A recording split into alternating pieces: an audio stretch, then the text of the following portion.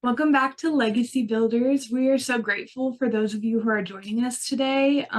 This is our very first episode of a brand new series. So, Dad, what's the new series we're doing? Yeah, we're excited now to talk about money. We're going to get into finances. So we set aside a whole series. Everybody's favorite topic. Yep.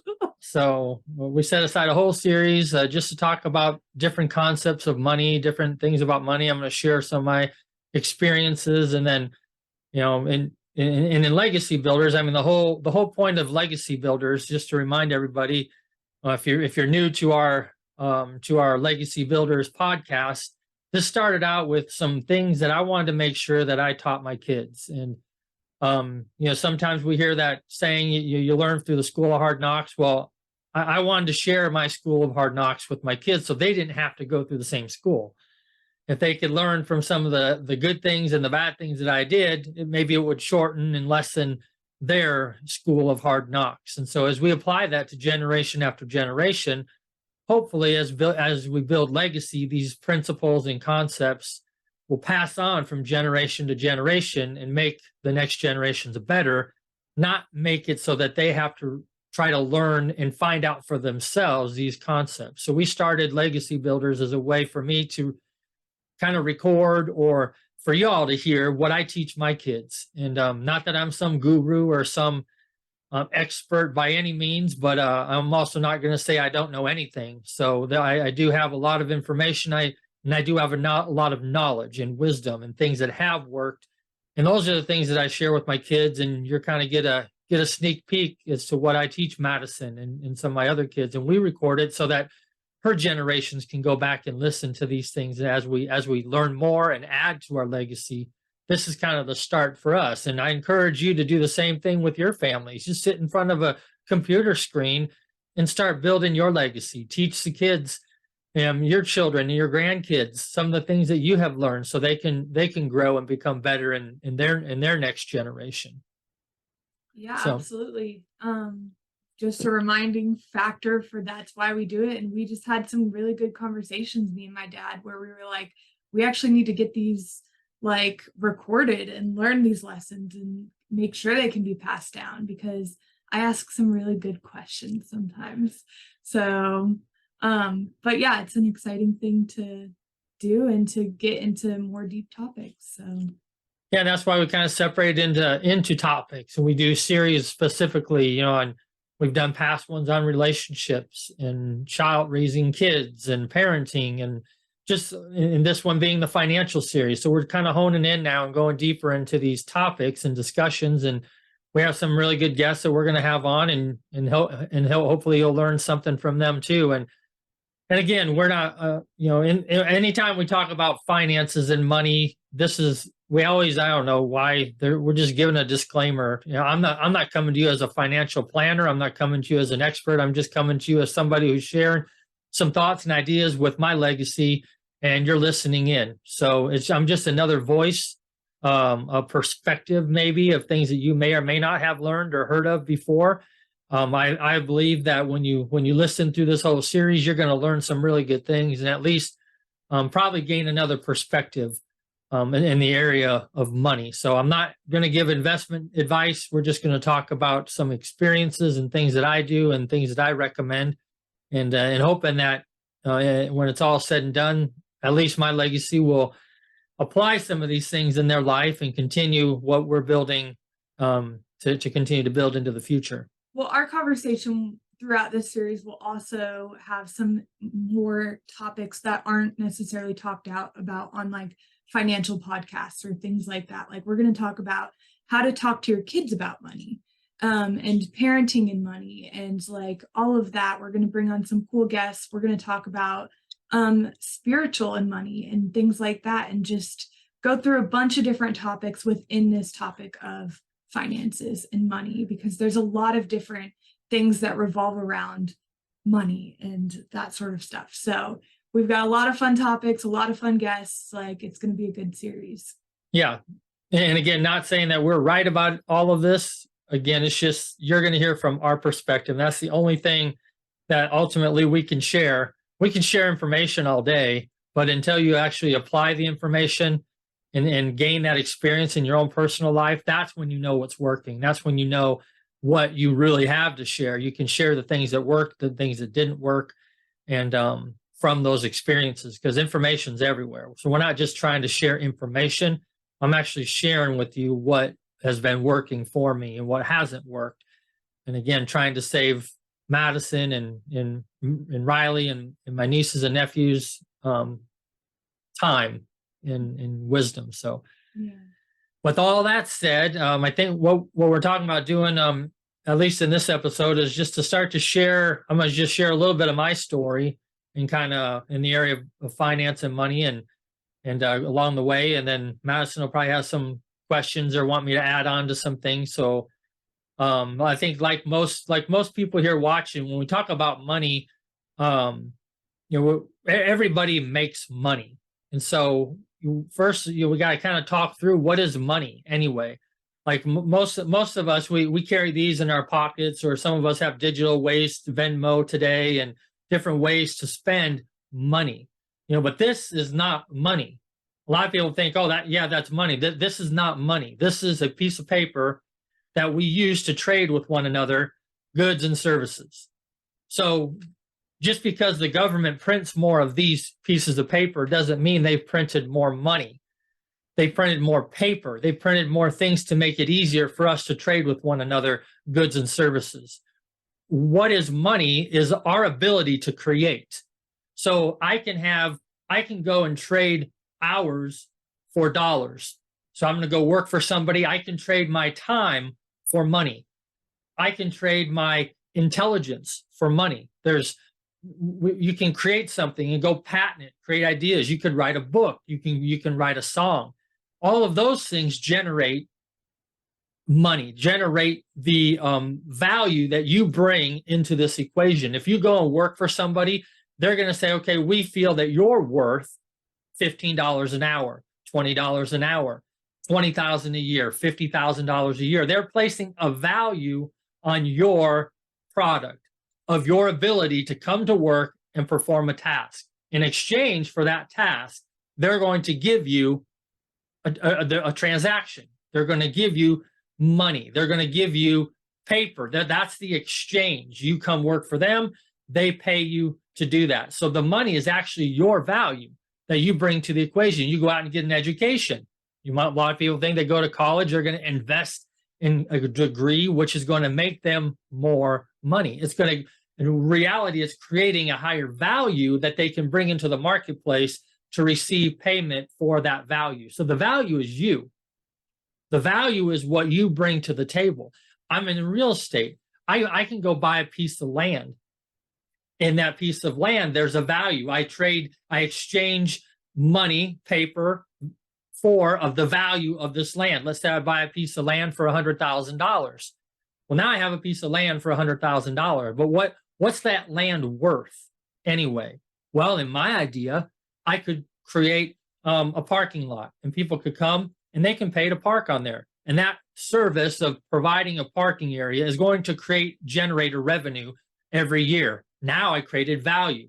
Do you see? Value is what we're after. Value isn't money. Value is what you're worth, the value of a thing. It's your creation. Or I can put a house on that property, and that house could be worth $200,000, $500,000, $1 million. Do you see where I'm creating the value? I'm creating money. When I create money, it creates the economy, and now it gets bigger. If I go write a book, if I write a song, Madison has songs, we have books. Those create value that we can now exchange, and somebody feels that that is worth paying us for that product that we have. And now we exchange that paper between one another. And so now we have a bank account. So what's in our bank account, or what we have exchanged with our boss and our employer all these years, that creates the money. That creates what we now get to spend and use in our everyday life to buy goods and services. Because then we go to the store, and the store says, hey, this gallon of milk is worth this amount of money. These eggs are worth this amount of money. The gas tank is worth this amount of money.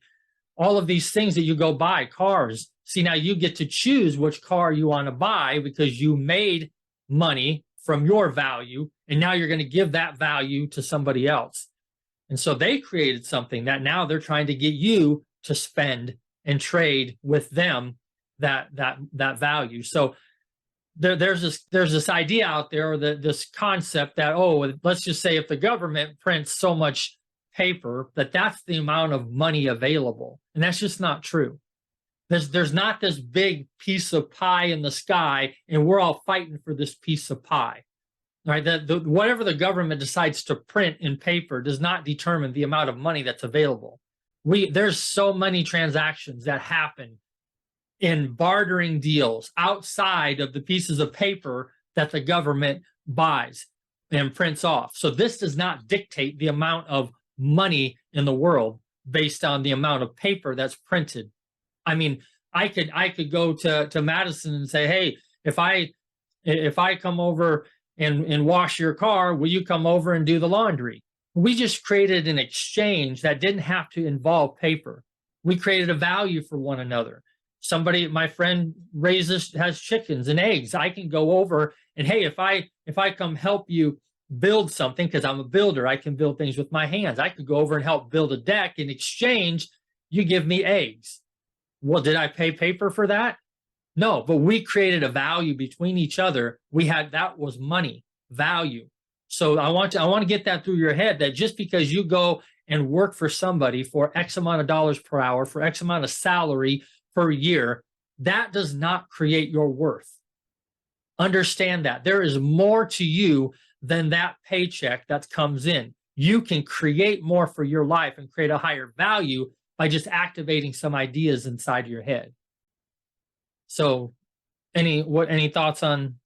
Yeah, I was going to say, so we just finished up our mindset series. So how does that play into mindset? It sounds like to be worth more, as if you're saying, or for your time to be more valuable in the sense of money in exchange. Like, is that something that people need to change their mindset around? If they're like, I believe that, or where does the action then come into this and stuff like that as well? Well, that's a good point. I mean, yeah, mindset is the key. If you have this mindset that all you're worth is $10 an hour, $15 an hour, $20 an hour, that's where you're going to live. That's where you're going to be stuck. If you're worth $20,000 a year, $50,000 a year, $100,000 a year, that's where you're going to live, and you're going to revolve your life around that. And there's a lot of things that can be done within that. I'm not saying that's a bad thing. I'm just trying to define money. Money is not dictated by the amount that your boss is willing to pay you. That is not money. That's just what they feel you are worth, your value. That's it. That's all I'm trying to say. So when they write a paycheck to you and they give you a check and you go cash the check, or they pay you in cash, this is just a transaction. That's what I'm trying to point out. This is not the money. Money is the value that you bring into the equation. And if you have the mindset that, oh, wow, I can create value. Yeah, you can create value. Is there something else that you can do for somebody? Because most of the time, I mean, think about this. Most of the time, you're probably working only 40 hours a week. What are you doing with all these other hours? What are you doing at work that you might be able to come and do that same thing? If I build decks for a company, why can't I come home on the weekend and build a deck for my neighbor? Wouldn't I create value? Isn't that creating more money in my life? Isn't that bringing in more income? So my decision to go out and do something else and utilize my skills. What if you wrote a book? What if you wrote a song? All of these things that's how you're generating value. That's how you're creating money, in essence, not waiting for the government to print no more paper. That's the biggest point that I'm trying to make. And so I do have a follow-up question on that as well. Yeah. Like, does the mindset and the action come before sometimes the value that is placed in your hands?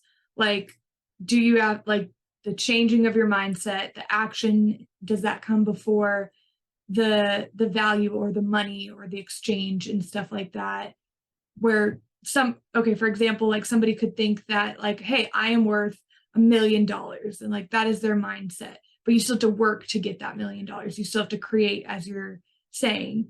and stuff like that. So then down the road, they become worth that $1 million. Is that how it happens, or like what are your thoughts on that? Well, I mean, everybody feels they're worth more. I mean, who listening to this feels that their boss is paying them what they're worth? And nobody. Right. Everybody thinks that they're worth more than what they're getting paid. But and there's a lot of people who say, "Oh, I'm worth $1 million," and I agree with you. Yes, you are. But you have to create the value. What is it? You know, just because you say you're worth $1 million, and it's great to have that mindset. I applaud that mindset. But now there's something else that you have to do to actually make that come into existence. We actually have to have the transactions come into your life at a value of $1 million. So what does that mean? You know, let's say, I mean, if you're a realtor, how many houses you got to sell to be $1 million? I'm a builder. How many houses do I have to build to make that worth $1 million? And that's the point is that mindset. You're probably not going to be a millionaire working for somebody else. Now, I'm not saying you're not, because you can apply some of these money-making opportunities and investments and things that we're going to talk about through this series. You can do something with that transaction. Instead of spend money, you can start to put that money to work. All right. And so that's a whole nother concept. Ultimately, over time, you could end up being a millionaire even while working at a job. So I'm not trying to minimize and say that working at a job is not going to help create that. It's just, it'll take longer, but you have to do something different. Just going to work. And this is where I say most people watching this, when we talk about money, this is where entry level or most people are doing. They go to work, they go to their job, maybe they're self-employed, they go trade dollars for hours, and they receive a paycheck in one form or fashion, whether it's an hourly paycheck or a salary. Or in my case, for a lot of times I worked a job, so I would go build a deck, for example. And then when it was done, I would get paid for the estimate that I gave them. I would get paid for building that deck. And then I would pay my labor and I would pay my materials, and I would have an amount that was left over. And that was my income. And so most people get that income and then they spend it. They say, "Oh, I got to pay my rent. I got to pay a car. I got to put food on the table." The basics of life. That's what money is to them. They're trying to manage that money in their home, in their household. And that's kind of entry level where when we talk about money, that's where most people are at. They make money and they have, I don't even say a budget, because a lot of times it's not even a budget. They have expenses. There's a cost to live indoors to live in a home, put food on the table, and to drive home to work. And that's where most people are living. And I'm trying to help you get out of just that routine. And so that's where I was at. I was just kind of going to work, having a paycheck and paying my rent, paying my bills. And then something changed. I was introduced to, we went to a conference actually. As part of, actually, I started in with a network marketing company. This is where I actually met Jody, met my wife, and started getting around some successful people, started learning different philosophies, different mindsets about money. And one of those conferences I'll never forget was a guy named Robert Kiyosaki, and he ended up writing the book Rich Dad Poor Dad. And and this is one of the books that I use to teach my kids with. We go over this to kind of talk about money. And he also wrote a book called Cash Flow Quadrant, where he goes through and talks about the different mentalities in each one of the 4 quadrants. And I highly recommend those books to just expand your mindset on money. And Madison, you read those books? I don't know if I've read the second one, the cash flow quadrant, but I know at one point we did kind of a rich dad, poor dad study as a kid, or I mean a family. And then I read some stuff by his wife as well about just women and money as well. So yeah. And so we also came across he had a board game called Cash Flow. And it was a board game that I played and started. It was pretty kind of like playing Monopoly, but a lot more in real life, where you actually have a working asset liability sheet and a working income expense sheet. So it was very helpful for me to kind of understand money and how money worked together and stuff. And so he actually had a conference in California. my brother-in-law and myself, my dad, we all went to this conference, and it was a Donald Trump, Robert Kiyosaki conference about money. Not really about money, but business. And they had all these classes. It's kind of like a college course. You went there and you got this program, this brochure, and it listed each day, here's all the different classes that you could go to. I mean, all across the board. I mean, classes on stock market, classes on the currency market, commercial real estate, residential real estate, starting your own business. I mean, almost anything that you could think about that revolved around kind of making, being a business owner, making money. They had people there explaining those trades in those industries. So up until that point, as far as making money, not just going home to work and earning a paycheck, but then what do I do with the money from that paycheck? My only concept was the stock market. And so, when I learned that people don't just make money when the stock market goes up, that there's people that make money whether it goes up or down, that was a new concept to me. And this class showed that. It taught you how to trade in options, put options, call options, short sales, taught you how to do all that. We went to a class where they actually taught about the Forex currency market. I had no idea you could even trade currencies and these different currency pairs, where again, you're making money whether the currency goes up or the currency goes down. It just depends on your position that you enter in on that day. And so we were blown away with all these different ways to make money. Went to a commercial real estate course, residential real estate course, and just got lots of information. And we actually came home, and my brother-in-law and I started trading in the Forex currency market. And so I had no idea there's a commodities market. There's just so many different ways that you can make money. And I read a book called Multiple Streams of Income. And so that's kind of where I'm at now, is want to make sure that my only source of income isn't trading those dollars for hours. It's not just getting a paycheck and then trying to work within the parameters of that paycheck. There's things that we can do to create multiple streams of income. And so that's what I focus on. You have anything to add to that? Nope. This is you sharing your story and experience right now. So yeah.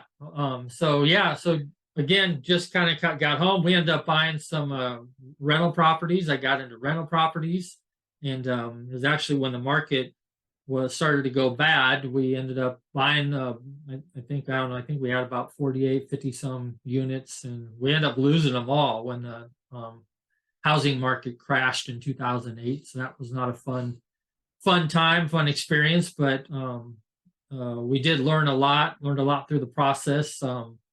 We didn't necessarily lose a lot of money because it didn't take us a lot of money to get involved in that. We just we wanted to have the rental business, but that's another story for another time.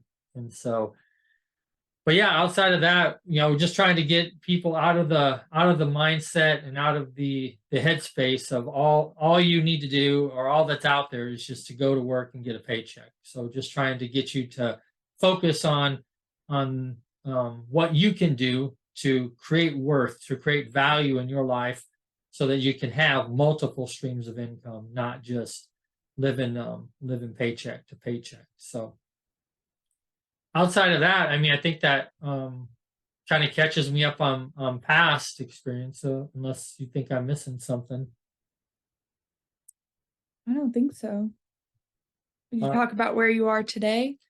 So now catching up to where I am today. I'm actually we actually moved from Nebraska down here to Tennessee. I wanted to start my own construction company, and so today I'm building houses, and we're using in a cash accumulation. I tell people, like my kids, and where I'm at right now is in the cash accumulation phase, so that we can have the money to put a down payment on a significant rental property. Which, will you go into that just a little bit, the cash accumulation? Because unless you read Rich Dad Poor Dad, you might not know what that means.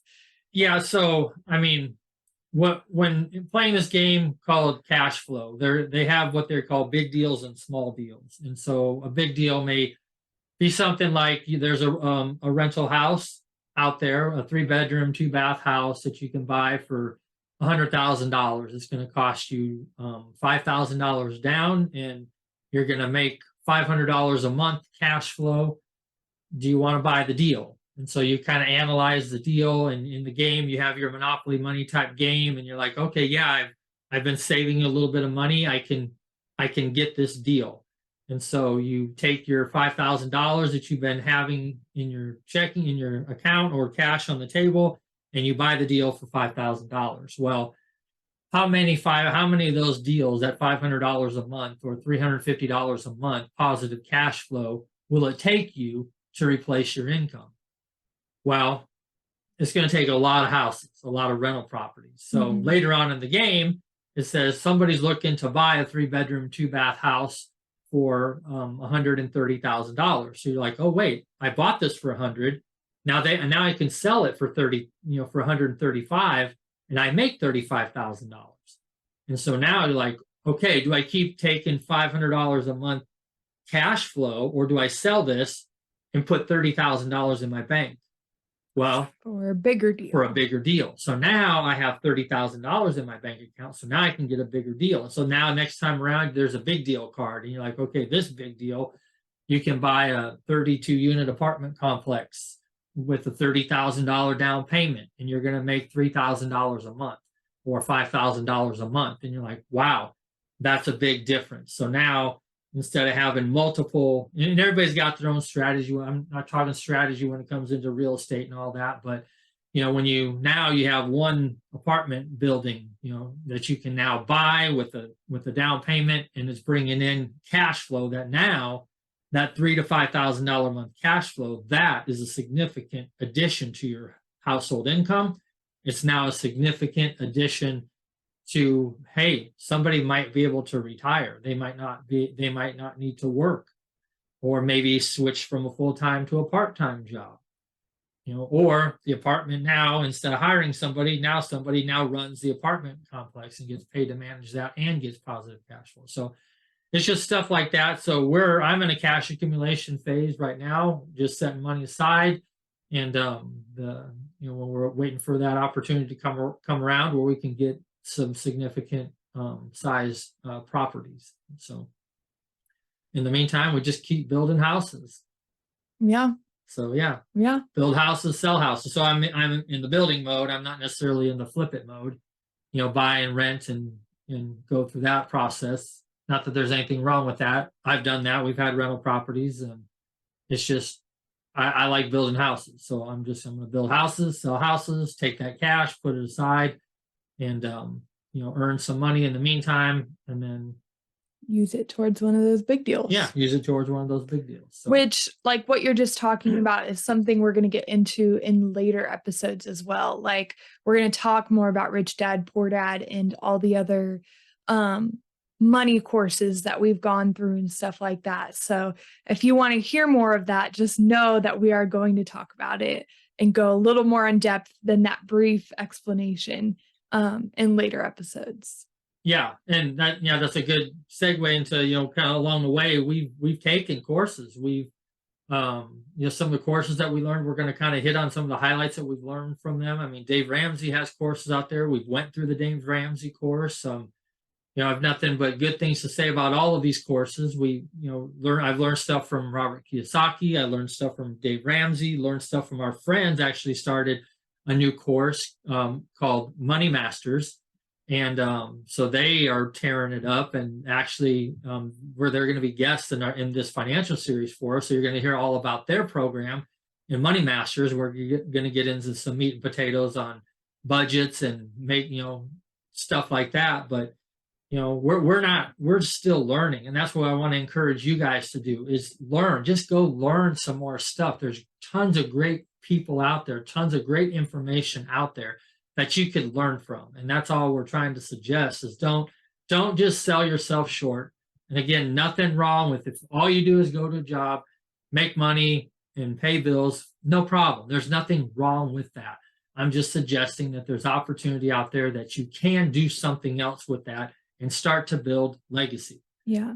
That's what we're here for, to help you build legacy. Well, on that point too, I was gonna say it's so cool because we've been in a season as a family where we kind of came together. We're like, we're gonna take these courses together. We're gonna learn and grow like together, which is something that's really unique and special. Yeah. And so I was just gonna say that that's a cool point too, that we've been able to do this and like take the courses together and talk about them after and stuff like that. So if you're somebody who doesn't know how to start the conversation of money in your house, taking a course as a family is a really good way to start that. That's a good point. Yeah.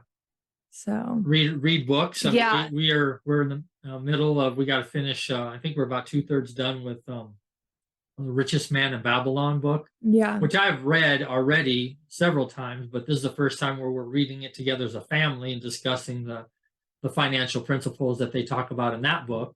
But just read a book together, take a course together, like Madison said. There's just a lot of things that you could do to start building your legacy, yeah. and you'd be surprised on the energy and the synergy that you get if you just start doing something else.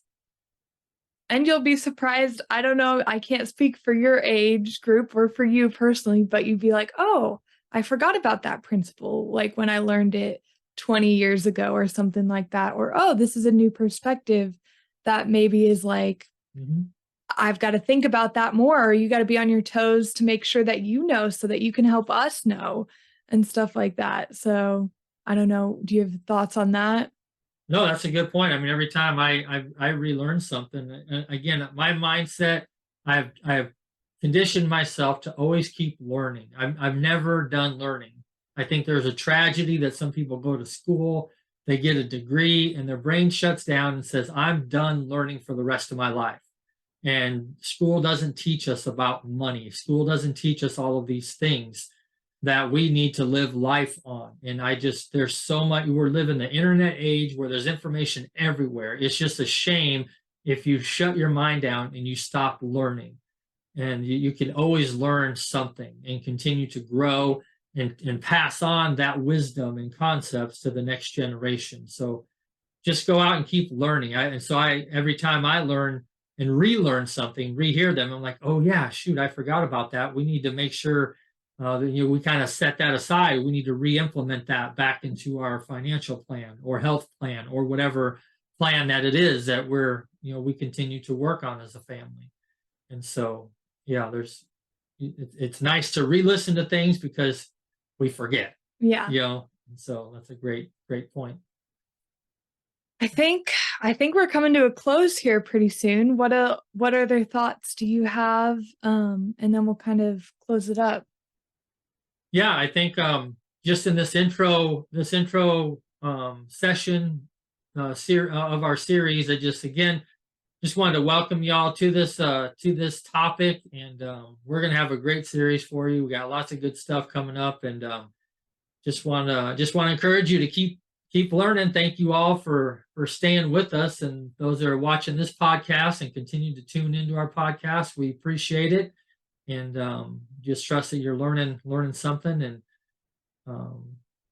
thanks for joining. And Well, I'm excited for this topic too. I mean, this financial series in general, it's something that is a tough topic, I feel like, between a lot of households, but we are going to talk about more than just financial habits and budgets and things like that. We're really going to get into investing. We're going to get into how to teach your kids about money. We're going to get into the spiritual side of money, like just so many things in store. So don't think that this is going to be a scary series that we're just talking about budgets and the non-fun parts of money, because we're going to talk about some fun parts and exciting things too.